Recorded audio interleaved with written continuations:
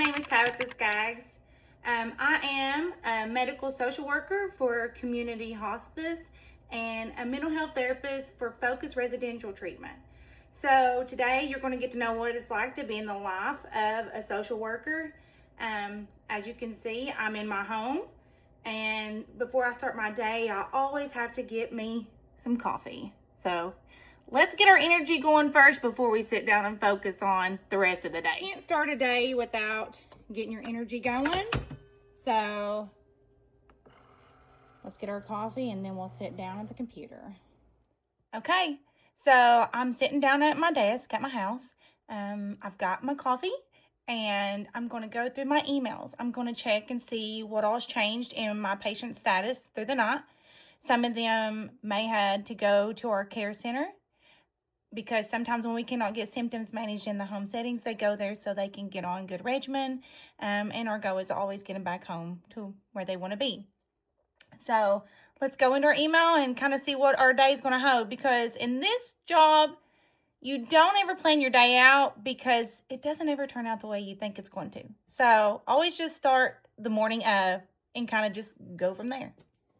Okay, so now I'm in my car. I'm going to go to Boyd County Nursing Home for my first visit because I'm going to collaborate with one of my RNs today, and we're going to go to Elliott County. I love to work with my RNs directly.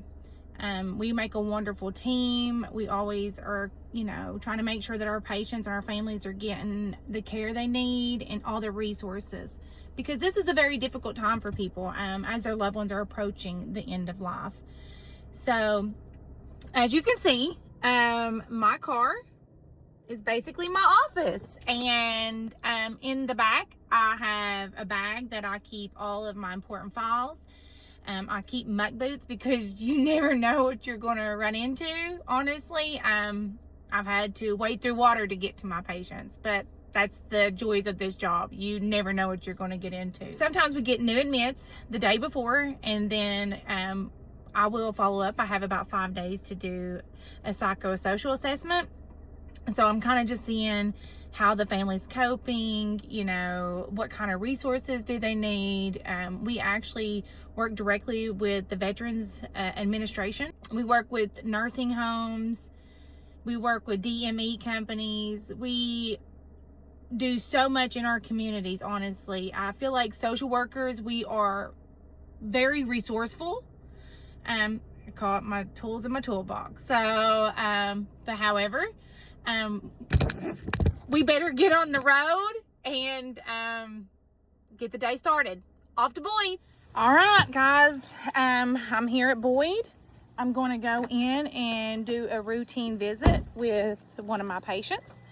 So this is just a follow-up, just kind of seeing how they're doing and everything, and seeing this person has a guardian, so I will contact the guardian, kind of just give them a status of what's going on. So, all right.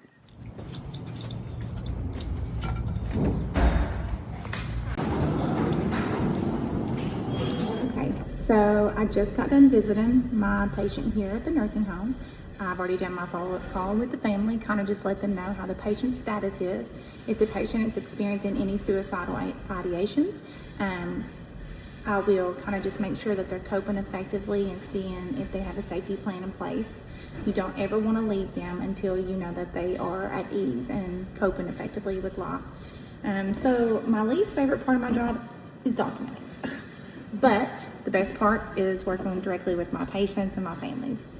Our services go beyond just individuals. So when our patients do pass away, we do have a bereavement department that will follow our families till the end of life, because grief doesn't just end at a certain time. It can last months, years. So we want to make sure that we are, helping those in the community.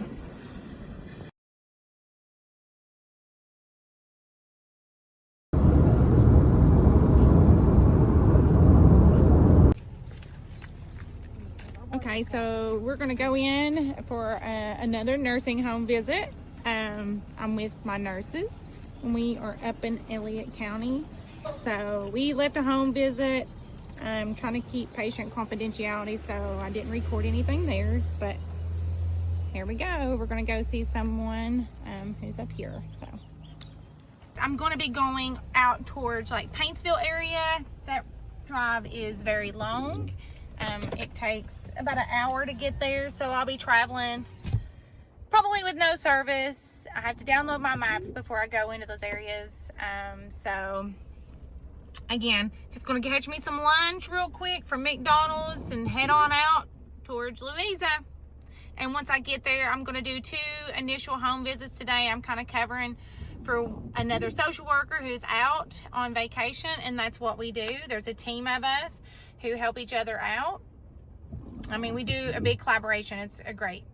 So we got our lunch. We're gonna head out and get going.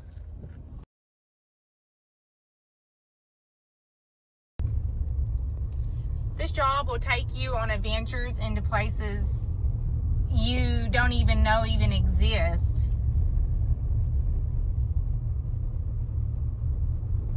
I'm way up in the hills. So the GPS says that I will be at my final destination in about 13 minutes. I'm somewhere out towards 23. It's about 3:35 in the evening, going to my last visit. I don't even know if I'm gonna have time this evening to even go in person and do any therapy sessions. However, if I can't, then what I'll do is I will do some telehealth this evening. So that's kind of like how it goes. It's really unpredictable, this job is. That's what makes it interesting. You meet new people. You have a different adventure every day. It's really a wonderful experience overall. Gonna stop here at the care center before we head on back to the house. Got to do a couple little things. So